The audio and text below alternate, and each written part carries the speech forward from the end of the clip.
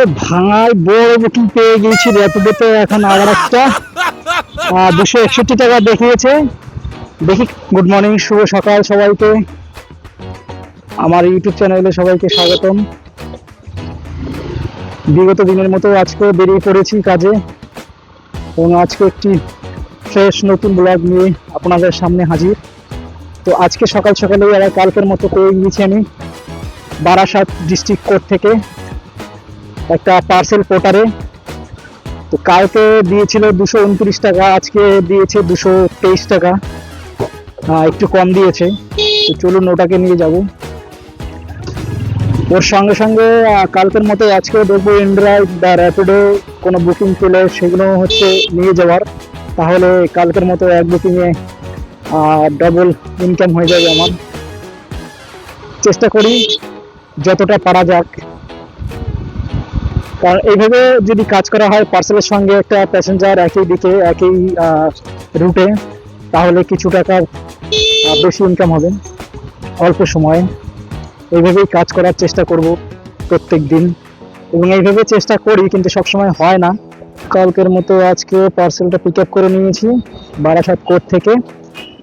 আজকে কালকে ছিল একটা চিঠি, বাট আজকে চিঠি নয়, আজকের মধ্যে কিছু একটা হয়তো আছে, ফাইল রয়েছে, ডকুমেন্টস রয়েছে আমাদের কোর্টের কোনো সম্বন্ধে আছে। তো এটা পিক আপ করে নিয়েছি, 10 মিনিট হয়ে গেল। এখন দেখি এখান থেকে কোনো একটা বুকিং নেওয়া যায় কিনা। দুটো বুকিং এসেছিল, একটা ভিক্টোরিয়া আর একটা হাওড়া স্টেশন। তো ওই দিকে তো যাবো না, আমি সেক্টর 3 যাবো, তো সেক্টর 3 যাওয়ার জন্য ওয়েট করছি।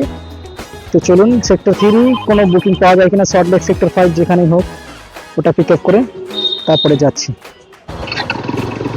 সো রাইট নাও আমি এখন পেয়ে গেছি একটা র্যাপিডোতে বুকিং, এবং র্যাপিডোর এই বুকিংটা কাস্টমারের ইয়াতে দেখিয়েছিল হয়তো 250 টাকা, ইয়াতে 260 টাকা।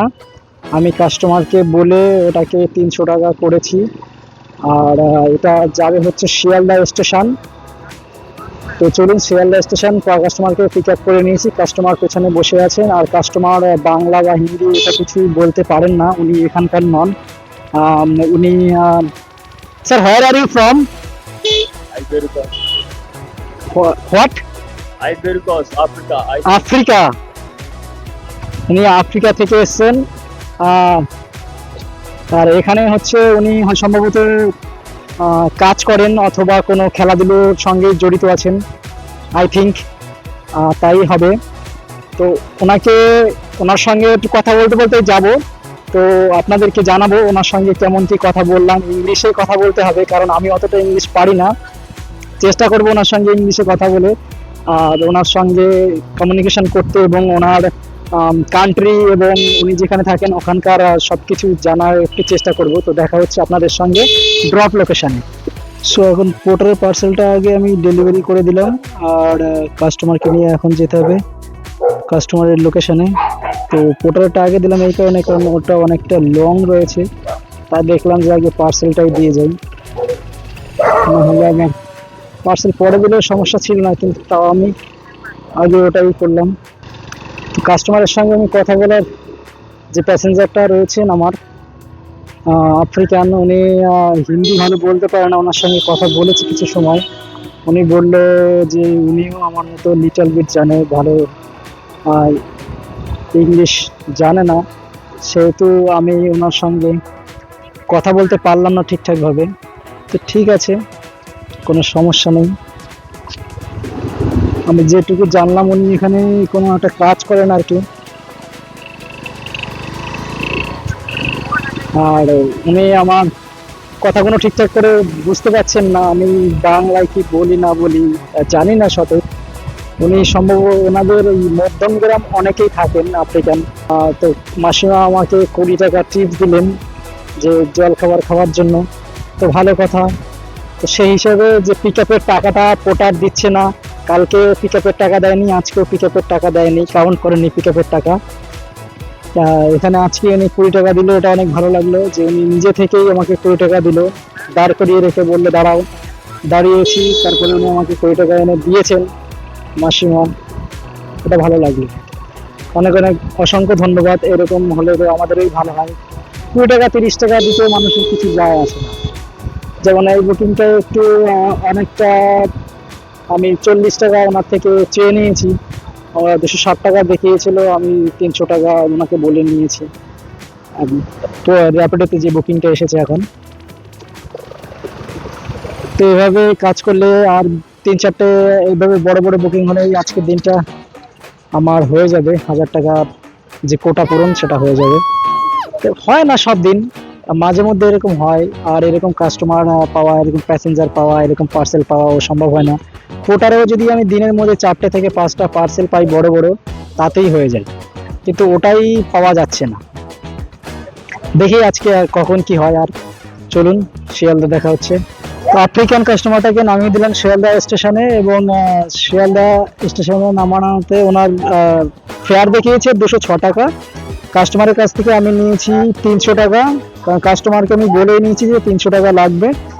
সেহেতু আমার এই ভালো হলো, 300 টাকা হয়ে গেল।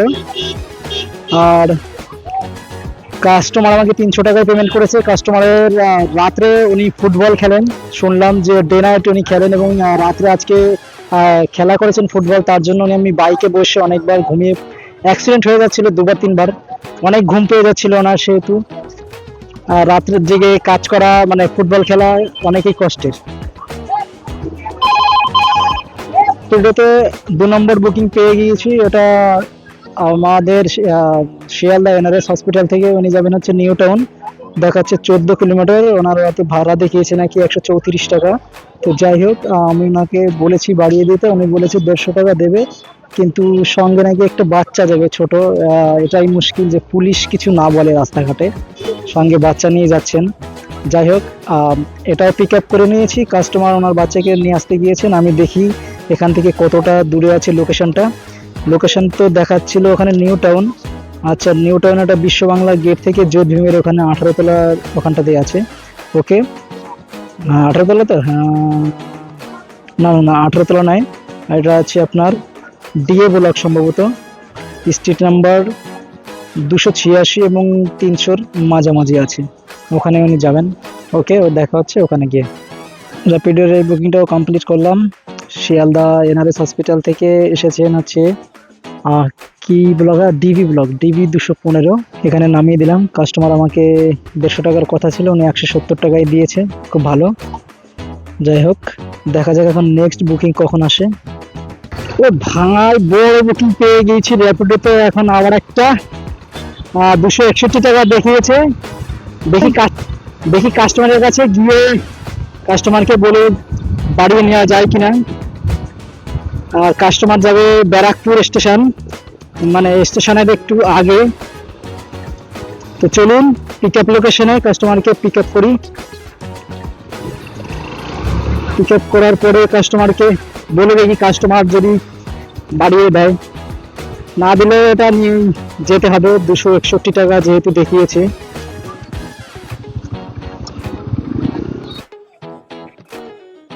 এসে নাম এসছে, হ্যাঁ দেবাশিস রায়। একটু বাড়িয়ে দিন, আর একটু বাড়িয়ে দিলে ঠিক আছে।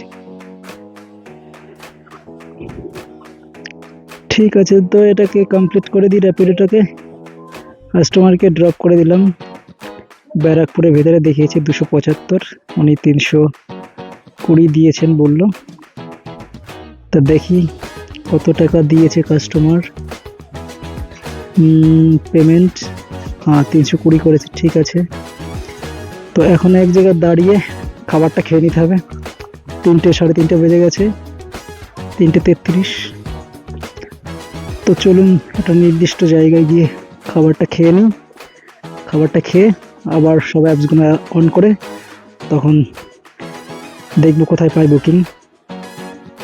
ভাত খেয়ে নিয়েছি, এর মধ্যে একটা বুকিং চলে এসেছে আপনার নিউ ব্যারাকপুরের দিকে যাবে। তো ওটা অ্যাকসেপ্ট করেছি। এখানে দেখিয়েছে হচ্ছে 103 টাকা। পিক আপ রয়েছে 1.2 কিলোমিটার ছিল, আর আপনার ড্রপ লোকেশন হচ্ছে 14 কিলোমিটারের মতো। তো কাস্টমারকে বলে এখানেও বাড়িয়ে নিতে হবে, কারণ বাইক বুস্ট আছে এটা। বাড়িয়ে না নিলে এখানে আমার লস হয়ে যাবে। সারাদিনে তো সবগুলোই হচ্ছে ঠিকঠাক করে কাজ করা হয়েছে। আজকে বেরিয়েছি সকাল 11টার সময়, এখন 4টে বাজে। 1000 টাকার কাজ হয়ে গেছে। এখন এই বুকিংটা নিয়ে যাচ্ছি, দেখি এটাই কত কি হয়। আর ওখানে গিয়ে নিউ ব্যারাকপুরের থেকে বাড়ির দিকে যদি বুকিং পাই তাহলে ভালো, না পেলে বাড়ির দিকেই চলে যাবে। কারণ গতকালকেও আমার রাত অনেক পর্যন্ত জেগেছিলাম, আর এত রাত পর্যন্ত জেগে থেকে কাজ করলে সকালে কাজে বের হওয়া যায় না, খুবই মুশকিল হয়ে যায়। সকাল সকালে প্রত্যেকদিন বাড়ি যাওয়ার চেষ্টা করবো, এবং এইভাবে যদি প্রত্যেকদিন কাজ হয় তাহলে তো খুবই ভালো লাগে যে 4 ঘন্টা 5 ঘন্টার মধ্যে যদি 1000 টাকা হয়ে যায়, তাহলে সব কিছু বাচ্চা দিয়ে আপনার 700-800 টাকা বেঁচে যাবে, 200 টাকার তেল চলে যাবে। আজকে তো হয়ে গেছে, তা গতকালকে তেমন একটা হয়নি। গতকালকে এরকম 1000 টাকা হয়েছিল, তো অনেক টাকা এদিকে দিকে চলে গেছে সেই হিসেবে। আর আজকে এখনো পেট্রোল ভরিনি। ইন ড্রাইভে আমার 240 টাকা চলে গেছে। ইন ড্রাইভটায় অ্যাকচুয়ালি আমার টাকা মারা হচ্ছে, কিন্তু সেই হিসেবে কোনো বুকিং পাচ্ছি না আমি ইন ড্রাইভে। আজকে ওটা পুরো একদম ফালতু মারা হয়ে গেছে ইন ড্রাইভটায়। তো যাই হোক, ওটা ভবিষ্যতে কাজে লাগবে, আজকে হয়তো লাগেনি। আজকের ইনভেস্ট ভবিষ্যতের জন্যই ভালো। আমার র্যাপিডোতে দরকার হচ্ছে এখন আবার টাকা দেওয়ার, কারণ র্যাপিডো এখানে মাইনাস হয়ে গেছে প্রায় 250 টাকার উপরে। র্যাপিডো টাকাটাকে পেমেন্ট করতে হবে। রাস্তা দেখুন, এত খারাপ রাস্তা ব্যারাকপুরের ভেতরে। এখানে গিয়ে কাস্টমারকে নামিয়ে দিয়েছে, এবং ছোট ছোট ভাই দেখতে পাচ্ছেন ওরা খেলা করছে। এরা আমার দেখে বললো, দাদা এটা দিয়ে কি করা হয়? বললাম ব্লগিং করা হয়। তো ওরা দেখে বললো, ঠিক আছে তোমার ইউটিউব চ্যানেলের নামটা বলো। তো দিলাম, এবং ওদের সঙ্গে আমি আমার চ্যানেলটাকে শেয়ার করলাম, আর ওরা আমার সাবস্ক্রাইব করে দিল। ভালো ভালো ভিডিও আসবে, তোমরা দেখো, সাবস্ক্রাইব করে রেখো, লাইক শেয়ার কমেন্ট করো। বললো ঠিক আছে দাদা, আমি লাইক করে দিচ্ছি। তো পুচকি পুচকি সোনাগুলোকে খুব ভালো লাগে, এরা ব্লগিং দেখবে, বিশেষ করে ছোটরাই বিশেষ করে দেখে, বড়রা দেখে না। বড়রা হচ্ছে রিলস দেখতেই বেশি ব্যস্ত থাকে। আর অ্যাকচুয়ালি এই যে মোটো ব্লগিং গুলো করা হচ্ছে, আমি যেগুলো করি এগুলো দেখানোর একটাই উদ্দেশ্য, ইনকাম বেসিস, যে বসে না থেকে একটা কাজ করলে আপনার ইনকাম আসবে। আর এই প্রফেশনটা একদম খারাপও নয়, কারণ আমি বিগত অনেক বছর ধরে এই প্রফেশনে আছি। ডেলিভারি ইয়াতে ছিলাম, তারপরে আপনার এই এখন বাইক ট্যাক্সি এইগুলো চালিয়ে যে আমার ইনকাম আছে, তা আপনারাই দেখতে পাচ্ছেন যে কেমন ইনকাম। আর ভবিষ্যতে দেখতে পাবেন আরো ভালো ভালো ব্লগ আসবে আমার। শুধু এই র্যাপিডো বাইক ট্যাক্সি নিয়েই নয়, আমি লং ট্রাভেলে যখন যাব, লং ট্যুরে কোনো পাহাড় হোক বা কোনো অকেশন হোক, ভালো জায়গা হোক, সেখানে আমি ঘুরতে যাব, এবং সেগুলো আপনাদের সঙ্গে তুলে ধরার চেষ্টা করব। সবাই আমার এই ব্লগগুলো দেখবেন এবং কমেন্ট করবেন, শেয়ার করবেন, এবং আমাকে জানাবেন যে কেমন হচ্ছে। অনেক সময় বসে থাকার পরে নিউ ব্যারাকপুর, ওখান থেকে একটা বুকিং পেলাম 30 টাকায় মধ্যমগ্রাম এলাম। আর মধ্যমগ্রাম এসে এখানেও দাঁড়িয়েছিলাম বিদ্যাসাগর সরণিতে, এখানেও দাঁড়িয়েছিলাম আধা ঘন্টার উপরে। তো কোনো বুকিং পেলাম না, লাস্ট পজিশনে। এখন আমি বাড়ি চলে যাচ্ছি। আজকে ভালোই কাজ হয়েছে অল্প সময়ের মধ্যে, এবং লাস্টে এই সময়গুলো যে বসে থাকলাম, এটাই হচ্ছে আমার একটা ভুল, যে আমি 4:30-র মধ্যে চলে এসেছি নিউ ব্যারাকপুর। 4:30 থেকে এখন বাজে 6টা পর্যন্ত আমি 1.5 ঘন্টা ওয়েট করলাম, এবং 1.5 ঘন্টা ওয়েট করে মাত্র বুকিং পেয়েছি 30 টাকাটা। তো এই 30 টাকা বুকিং এর জন্য অপেক্ষা না করে আমি যদি ওখান থেকে ডাইরেক্ট বাড়ি চলে যেতাম, তাহলে আমার সব থেকে বেটার হতো। আর এখন আমি বাড়ি চলে যাচ্ছি, আজকে আর কাজ করব না। বাড়ি গিয়ে আমাকে আবার স্নান করে রান্না বান্না করে খাওয়া দাওয়া, কারণ আমি তো এখানে একা থাকি, আমার তো আর এখানে রান্না বান্না করে দেওয়ার জন্য কেউ নেই, সেখানে একটু সমস্যা হয়। আর এই সমস্যাটাই হচ্ছে সব থেকে বড় সমস্যা, রান্নার সমস্যা। রান্না করে খাওয়া, অন্য সব কাজ করা, সব দিকে ট্যাকেল দেওয়া, এটা ভীষণ একটা কষ্টের ব্যাপার। বাট আমি করে নিতে হচ্ছে, কারণ যখন আপনার কেউ না থাকবে তখন আপনাকেই করে খেতে হবে। আজকে এই পর্যন্তই, আর বেশি কিছু বলবো না আজকে। এবং আজকে আমার ব্লগিং এর দেখা লাগবে টোটাল আজকে ইনকাম হয়েছে আমার 1180 টাকা। তো সব কাজ ছাদ দিয়ে 200 টাকার তেল চলে যাবে। আমি হিসেব করে দেখেছি কত কিলোমিটার চলেছে, 200 টাকার তেল চলে যাবে। আর এখানে আমার বাঁচবে আপনার 1000 টাকাই বাঁচবে। তো দেখা হচ্ছে আপনাদের সঙ্গে আগামীকাল অন্য একটা ব্লগে। ততক্ষণে সবাই ভালো থাকবেন, টাটা, এবং আমার ভিডিও দেখতে থাকবেন, সুস্থ থাকবেন।